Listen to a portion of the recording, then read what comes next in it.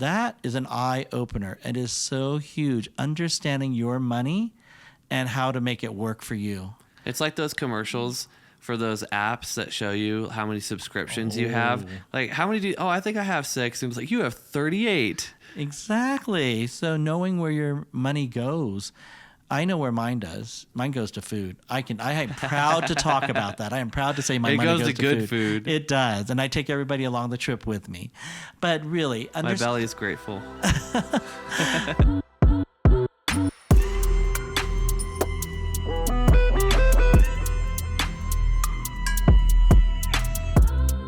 Welcome back to the Making Money podcast, where we talk about how to make more money, keep more of what you make, and make your money work harder for you. I am your co-host, Benjamin Foss, and before we get started, I have to say this is not financial advice. Sitting across from me, as always, is the wonderful entrepreneur and business owner, Paul Ing. Paul, how are you today, my friend? I'm doing very well, Ben. Thank you. One of the things that I enjoy about this podcast is we don't just talk about things that we already know, but in some ways, it's a little bit of a documentation of the journeys that we are on as business owners. We're talking about things that we're doing, things that we want to do, things that we've learned from along the way.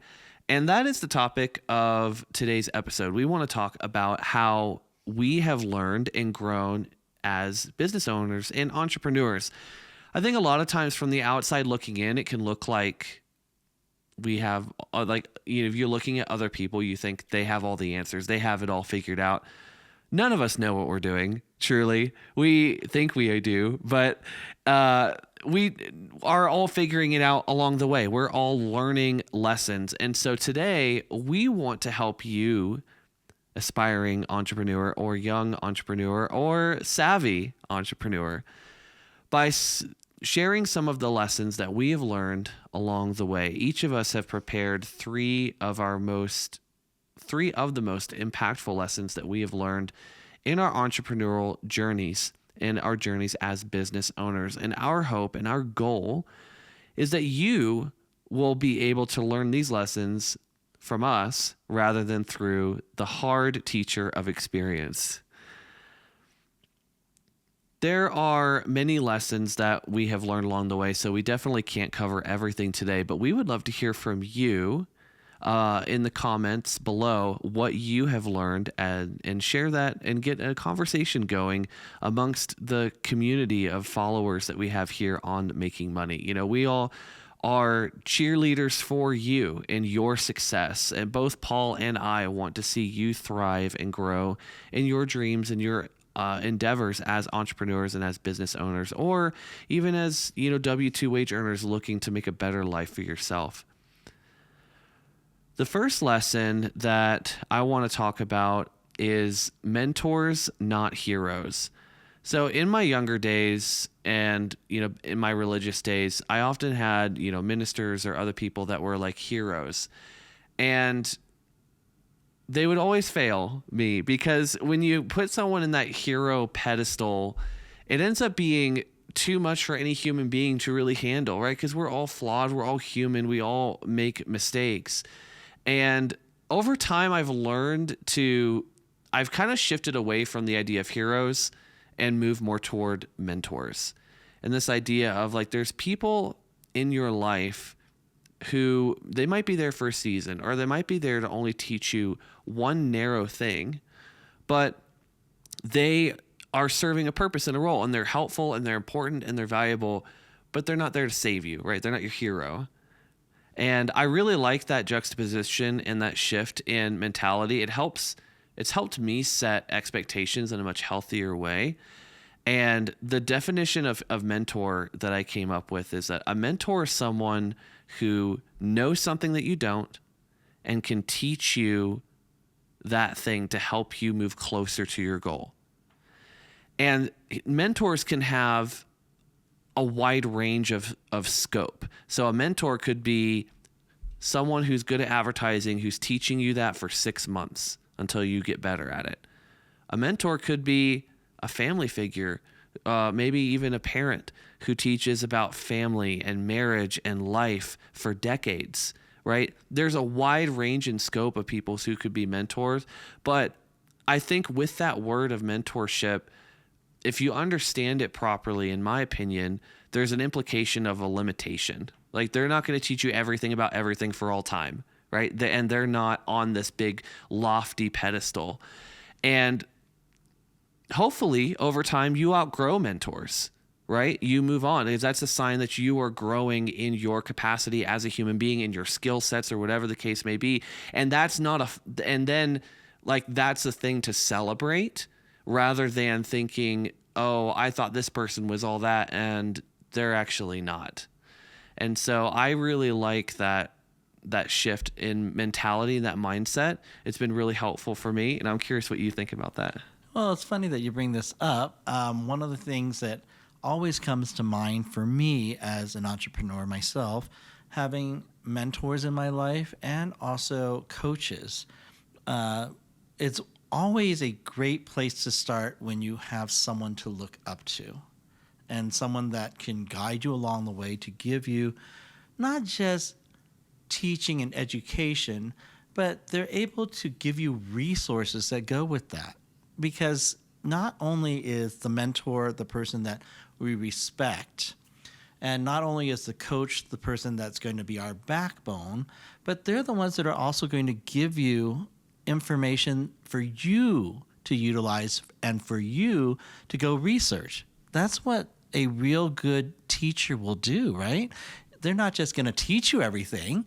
They're going to want to teach you not just the basics, but to go a little further. But they want you to understand that you have to do and put forth effort. And that effort really is, I need to go and do some research on my own to validate and to grow and to learn and to make those mistakes on my own. So I just don't do everything because this person says to do this, because then we're just doing it out of osmosis. And this whole experience of being an entrepreneur is to have our ups and downs. It is for us to be human, as we say, so that we do have those flaws that we talk about. So we go a little further, and we want to pursue some of these things on our own, so we're not just reliant. That's where I want to go with that. Yeah, I mean, it's about growth. I think ultimately it's about learning to grow and develop, either as a person or in a skill set or a group of skill sets, whatever that role is that mentor is playing. And this is not to say that there's no role in your life for having heroes or idols, people that you really, really admire and look up to in that way. But I prefer to have ones that are dead, because then their mistakes have been made and they're known. There's no surprises that are going to come, hopefully. And so the dead people don't make mistakes. No, they don't, because the mistakes have already been done. And what's really important to understand is those mistakes is literally what you're going to look for in what you're doing. Because if you're going to make those mistakes that person made, hopefully you've learned before those mistakes get into a perpetual habit, right? So you're not constantly making that same mistake. So, Paul, what is your first lesson for us today? My first lesson is, think of you as an entrepreneur playing baseball. Okay. Okay, people are thinking, what do you mean by baseball? Well, there's a pitcher, and there's a catcher, and then there's you. Okay, so we're at bat. We're at bat. So life throws at you curveballs, right? And that's what the pitcher is going to do. And you are the person that is going to be batting. So you are the entrepreneur. So you want to hit that ball, and you want to hit it good. So it's not about, here, let me just let the catcher keep catching the ball. That's not what we're trying to do. And why do I say that? Is because as an entrepreneur, you're going to be given many, many trials, many, many obstacles. And that's what the pitcher is doing. It's giving you an obstacle. And as the person batting, we want to be able to have answers. We want to be able to have that resource to be able to hit that ball. That means I need strength, right? Or I need good vision, or I need both, or I need coordination, vision, and I need agility. So there's things that we need to build upon. Now, we have a first base, a second base, a third base, and a home run. And those are milestones that we're going to hit each one of those. And every time we hit a milestone, we're going to go to the next base and the next base, and we're going to get home. So the lesson I'm teaching here is when you are in the realm of setting up yourself as the business owner, set those goals. Have those goals written out. And each one of those goals is your milestone. So that teaches you what your next step is going to be. So if you've accomplished one, then you're going to accomplish the second and the third. So it's kind of like your business plan. Step 1, step 2, step 3, everything is methodical. And so what goes along with a baseball team is a coach. Ah, yes, this is where it ties in. The lesson I'm going to teach is use all the strengths and the weaknesses that you have and work with those along with your coach, because your coach will guide you along to teach you and to guide you and to let you know, hey, you need to strengthen your form, or you need to strengthen your pitch, or whatever it is that you're strengthening, right? And that's going to help you along. And once again, a coach teaches you plays, right? It's got some form to it. So once again, you're going to be learning how to play as the entrepreneur, learning those steps once again, 1, 2, 3. So it's just like a baseball game. There's a coach, there's players, and we got ourselves a game plan. I really like the idea of having incremental goals. I actually just created a post about why you're doing long-term goals wrong. And because I think the main mistake that people make is they don't connect long-term to short-term to daily action. And you really need to do all 3 of those steps, or the long-term goals just stay dreams. Absolutely, 100%. I couldn't have put it any way better. Those milestones, the short-term, the long-term goals, the mid-term goals, the right now goals, they all play a part. And the reason why they say there's the short-term, mid-term, and long-term is so you properly plan to get a proper result. I always say that. I've said that from the beginning of our show. Poor planning gives you piss results. It's the same P, but you got to make the P in the right direction. We want to get proper results for sure, and also be flexible with the plans. Like I love, like a famous U.S. general said that plans are worthless, but planning is priceless. Absolutely. Sometimes the process of the planning itself is what gives you the context to change the plan as situations or circumstances change. It's not that you're giving up or anything, but as you move forward, you gain more information and you realize, oh, these assumptions that I made over here are a little bit off and I need to tweak it. Or actually, this is a little bit higher leverage. I'm going to do this over here instead to reach this goal. But it's in the process of going from those bases, as you were talking about, where you gain that information and then you can adjust accordingly and eventually get back to that home plate. Absolutely. It's building the momentum. That's what we're talking about. Kind of along those lines of learning, and you talked about being coached and being coachable, which is a phrase that's often used in sports topics or talk radio or whatever. My second lesson is in the power of being a novice and being willing to be a novice again and again and again. One of the biggest barriers to growth for people is sort of this, we get into this comfort zone of the domain of knowledge, of where we're comfortable and we're familiar.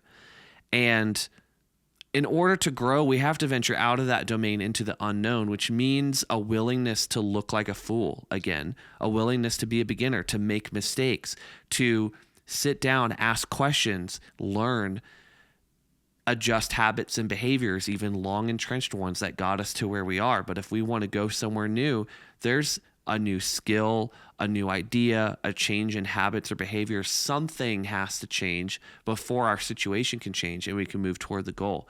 And that's where I like this idea of always being willing to be the novice, being willing to learn. Some of the most successful entrepreneurs, CEOs, business owners in the world right now are ferocious learners. Like Bill Gates reads a lot.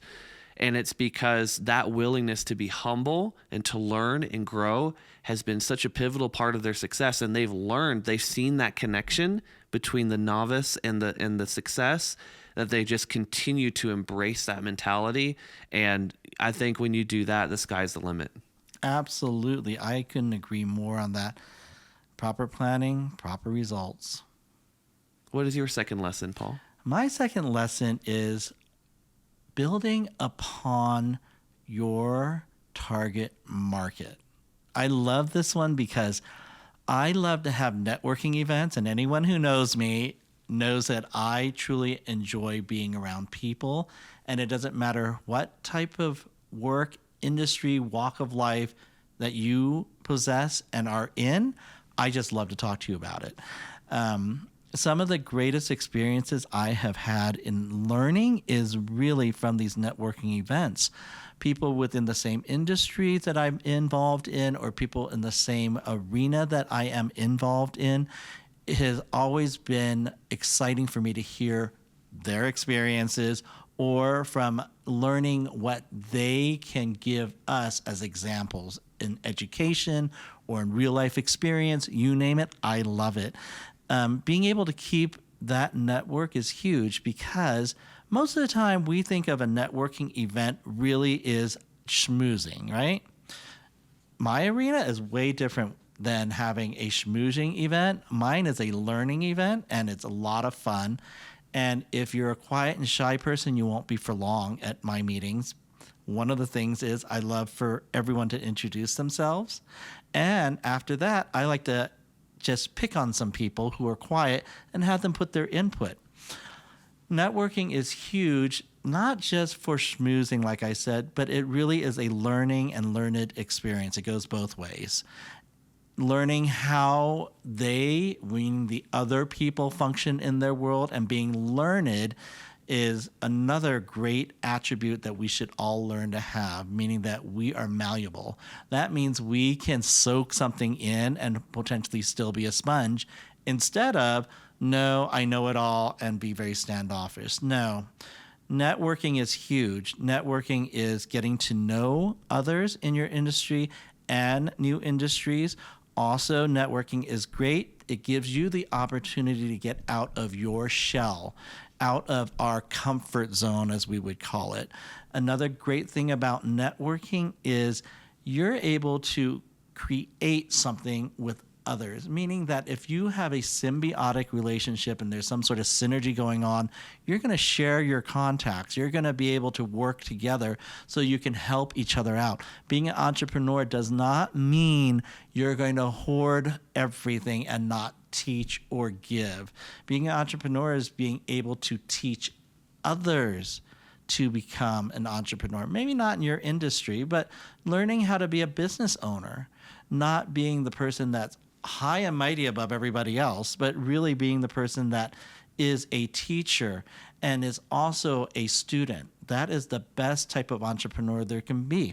The best type of entrepreneur is someone that will take education and move further with it, so they will constantly learn and then be able to take that and teach somebody else.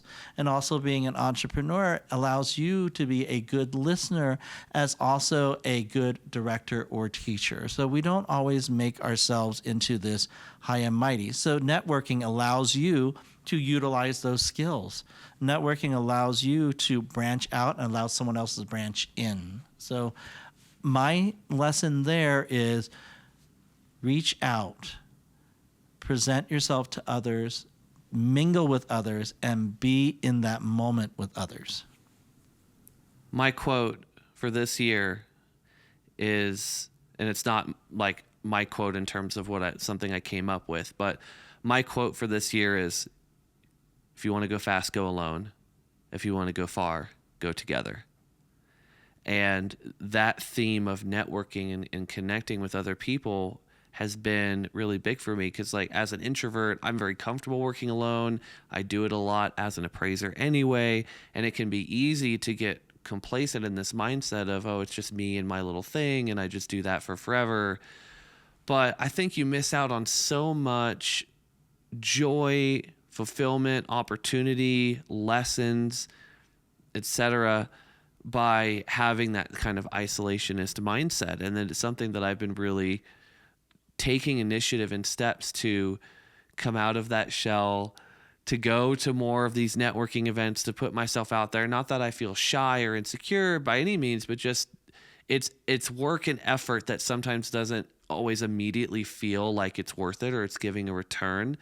But as time has gone on, I've realized, no, most of the best things that have come to me in my life have been the result of networking, of reaching out and taking that initiative. And the more I sit back and think about that, the more I realize I need to do more and more of it, because if I want to continue to grow and hit these lofty goals that I have, then it's going to take other people. Oh, it does. The world was not meant for us to be alone. It really wasn't. And really, it's all about being in the now. I'm going to use that one. So Oprah had a, I guess, I'm not sure what it's called. She had a show, and it was separate from her Oprah show, and it was called The New Earth, if I recall correctly. Many, many years ago. We're talking about 10 plus years ago. And she focused on a author named Eckhart Tolle. And he is a great novel writer, speaker, mentor, coach, and he wrote a book, and it was based upon being present, basically. And it's really important for us to be in the presence of now and not try to be something we're not. You know, don't let the ego take control, as they would say. You know, and as you were just speaking, I feel, you know, the word extrovert comes to mind instead of introvert. So I feel that each one of us should take that step to learn how to step out of our comfort zone and be a little bit of an extrovert for a couple of minutes a day.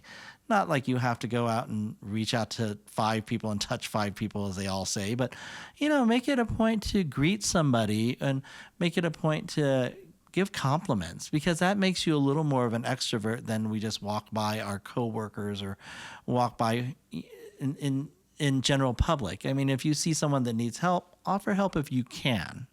You know, make yourself a little more available to the world. Sometimes it's easy to underestimate the value that we bring to others and the value that others can bring to us. And you don't really have the ability to see the scope of that value until you start really interacting and engaging. And I like what you said earlier about coming at it from a spirit of teaching or of giving. It's, you know, we don't want to network from a standpoint of always like, oh, what can I get out of this person? Because people will sniff that out. They sense that, and they'll be less inclined to want to work with you or network with you. But if you are approaching relationships from a standpoint, from the abundance mindset that we've talked about before, from that standpoint of generosity, you're going to get a much better response from people, and you're going to be more equipped to see the gold that is in the other person that they have to offer, because you're not coming with your prospector hat and a pickaxe trying to take it right away. You're coming from a perspective of showing kindness and interest in them and building a real relationship rather than just a transactional one. Absolutely. And be genuine about it. You know, don't make it so clinical. Be very genuine and know from your heart this is what you want to do, not because someone told you to. My final lesson for today, and maybe we'll do this again sometime, because the more I was working on this podcast, the more things I was thinking of, and I was having to filter out and decide what was going to be included or not included. But my third lesson is find your distinct advantage and maximize it. So I think back to my video game days, which I still play on occasion, but it's so occasional that I'm just bad at everything now. But back in my younger days when I played more video games, if there was a particular move or combo that worked really well on a boss, I would spam the hell out of that thing until the boss was defeated. And like, if I found a button that worked, I just mash it until it didn't work anymore. And I think sometimes in business, it actually is like the best thing to do. A lot of times as entrepreneurs, we're very inclined to move toward the novel or the new, or we think that other people are bored of our ad because we've seen it 50 times, but they may not have even seen it once, right? And if you have a lead generation magnet or an advertisement campaign or a product or a service or something that's really working, like just spam the hell out of that thing, because the market is way bigger than you think it is, probably. And your ads are not nearly as tired or worn out as you think they are. And I'll give you the real example, like from my business. So, I moved to Denver in 2022 during the worst time to be an appraiser in 30 years, because mortgage rates were going up and new mortgage applications dropped 80% in 1 year. Like crazy drop in work. And I show up like I'm ready to build an appraisal business, during the Great Appraisal Depression. But I was able to do it. And I was able to do it because I realized, okay, I have two advantages. One, I'm willing and able to do work that other people don't want to do. And two, I can do it quickly and with enough quality that people are really happy about it. And so that's just what I did. And I said that's my foot in the door, because I know once I can build a reputation of being reliable and fast, then I'll get the easier work. It'll come. But I got to start with the work that other people don't want to do, especially now in a time where, again, mortgage applications dropped by 80%. And I've just spammed that, and to this day, I continue to do work that others don't want to do. And sometimes for less money than I would really prefer to do it. But it's often in the spirit of, this is how I'm building my reputation. This is my distinct advantage in this market. And it's been a strategy that's worked really well for me to this point. I think doing what you do best is the very first thing, because you never want to produce bad product or bad service, and offering yourself when others are not. I think where you're going with what you're producing for somebody and taking jobs for less, you're producing your best product to them, even though you're taking less money. It doesn't mean you have to give them less work, right? But you're able to show your skill and your ability so that whoever the recipient of your product is that they're getting, they can see that, oh, this guy does amazing. This guy even on time. This guy is willing to take us even though, it's a bad market or whatever the situation is, right? You give forth your best foot. It doesn't mean that, you're going to overextend yourself. It means that you want to produce something that others will be proud of outside of your being proud of yourself.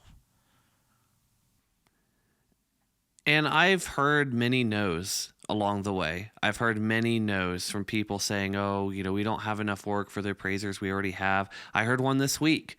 I found one of the top lenders in the Denver market, found the AMC they work through, applied, and they said, sorry, we're not onboarding anyone right now. And I've heard that many, many times, but I've just been very persistent and consistent. And sometimes I've knocked on a door multiple times to try and get that door open and be like, because I know, like, if I get the opportunity, I'm going to blow you away. So it's just about getting the opportunity. But also, like, now, like, because I've been able to build a business to a certain point, now I'm able to expand the business. I'm expanding into the private sector, doing, estate appraisals or appraisals for other purposes that are not for lenders, building a website, doing ad campaigns, networking with estate attorneys, things like that. And I'm able to do that in part because I built this reputation. I built this business. I have a track record. I could say, like, look at all these houses that I've done. I've done really weird, unique condos in Vail. I've done 40-acre estates with 3 barns out in East Colorado and everything in between. And I have a lot of those jobs that now I can hang my hat on, or ones that others didn't want to do because they're complex or because they're 3 hours away from Denver, or, any number of other reasons. And so that strategy of find my advantage, maximize it, has paid dividends in ways that I didn't even initially anticipate. Like, at first, I'm just trying to make a buck, right? I'm trying to live and survive. But now I have this whole repertoire of properties that I could point to and say, I know, look, all these things that I've done, I know how to do this. I know how to handle this because I've done it before. I love it. Experience talks. It really does. And once again, you're giving forth your best efforts. Knowing and understanding your target market, as I'm going to say, knowing and understanding your abilities. Two things that are huge. You know who to approach for the market share out there that you're working with, and you know what your skill set is. Sometimes entrepreneurs don't know both of those because they're just throwing darts, trying to figure out what's going to stick, and am I going to get a bullseye because I chose this client or this industry. That's nice and all, but that means you didn't have your goals. You did not have your milestones. You did not put forth the effort in making your tickler list, whatever you want to call the darn thing, right? But knowing your target market is huge. And then knowing what you can present to them, huge. Understanding what they want, what they prioritize, and then being able to just double down on giving that. You know, like I understand lenders, the main thing they care about most of the time is how fast it gets back to them. Yeah. You know, that's because for them, you know, and that's part of the reason why the appraisal industry is kind of a commoditized market, which maybe we'll talk about sometime, the difference between commoditized and differentiated market, because it's a really important thing. Yes. But I understand what my clients really care about, and just really focus on delivering that, and the results have been very favorable. What is your final lesson for us today, Paul? Let's go there. So our podcast is making money and making it work for you, right? So let's talk about what that really means. That, to me, is making money. So now I have to figure out what I'm going to do with that money. That means budgets. Understanding your budgets and not to go beyond that budget. And if you do, be very wise about it.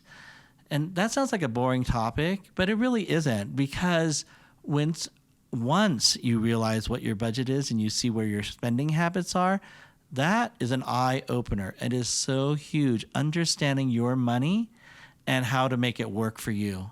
It's like those commercials for those apps that show you how many subscriptions you have. Like, how many I think I have 6. And it's like, you have 38. Exactly. So knowing where your money goes, I know where mine does. Mine goes to food. I am proud to talk about that. I am proud to say my money goes to good food. It does. And I take everybody along the trip with me. But really, my belly is grateful. But really, understanding your budgets, it's huge to know where your money comes from. So that's your market out there, your target audience out there. That's where the money's coming from. And so you need to know who and where, and that means who is the people and where is that your service or product. That's number one. Number two is your spending habits. I know that's a horrible thing to think about, because a lot of times it really is the entertainment. It's the personal spending, because we're an entrepreneur and we're told that we can write off, and I'm slowing my tone, that we can write off all of those meals, all of that entertainment, all that fun that we're doing, all those sports games and bars and events we're going to. Well, you have to understand what part of that is expensible. So that's where the budget comes into play, and it's huge. Knowing how to keep track of where your budget is and the receipts that go with that budget. There are steps that go with a budget. It's not just I put down some numbers on a spreadsheet and I'm in key and I'm in the realm. I'm in the right dollar amount. I'm within a ratio. Great. That's lovely. But really, once you start seeing those receipts and you start really keeping track, it's an eye-opener. And that's where you can literally learn where your money goes. And that's a whole topic all in itself that we've spent time on to talk about. But once again, really, utilize a coach. Utilize the networking that you have established and work within those budgets. I mean, those are the 3 key points I would love for all of you to kind of think over and really brainstorm how it will benefit you as an entrepreneur or as you as a family man, whether you have family with husband or wife or kids, or a family man of yourself and your fur babies. I'll give you a frame that I've recently adopted for thinking about money and budgets and expenses, specifically discretionary spending.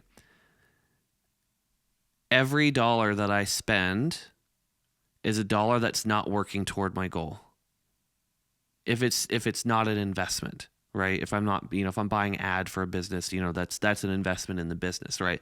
But every dollar that I spend on these extra vacations or that car that, because like, oh yeah, my car's paid off, but I want something new and keep up with the Joneses, or, I order all this stuff off Amazon, or, I'm going to upgrade the flooring in my house because I want it to look nice or whatever. And, and then like, it's not that you can't do any of those things, but when you put it in the context of this $5,000 or this $1,000 or this $100 is extra X amount of time it'll take me to reach this goal, is that really worth it to me? And framing that way, I think really helps keep those goals and those plans in front and center and focus, because we're so easily distracted by this and that and the other. But two, it really puts into context the true cost. It's not just a $5,000 vacation. It's $5,000 that now is not working for me and working toward my goals. Now, maybe you decide, I haven't had a vacation in 5 years. I want to do it anyway. And that's fine. Like, do that, but do it from an informed, objective perspective, rather than tricking yourself into, oh, it'll be fine. Because I found like my habit that I've really worked hard to break out of is if I am like just wanting to spend that money, is I just won't think about it. I won't think about that mental exercise of, well, how much is this actually costing me in terms of progress toward a goal? But if I'm trying to avoid thinking about it, it's probably because I know I shouldn't do it. Agreed. So those are 6 lessons from Paul and myself that we learned in life and in business and entrepreneurship. And we hope that all of these lessons have been really fruitful for you, that you feel like you've really got something from this podcast. And if you have, we would like you to think of one person right now in your contact list that you think would benefit from this show, and go ahead and text them the link, whether you're watching on YouTube or listening on one of the many podcast apps that are out there, Spotify or Apple or Amazon, Samsung, whatever your app of choice may be. Go ahead and share the link. Pick one person in your profile. We would greatly appreciate it. It's the only way this podcast will grow. And we thank you so much for listening, and we will see you in the next one.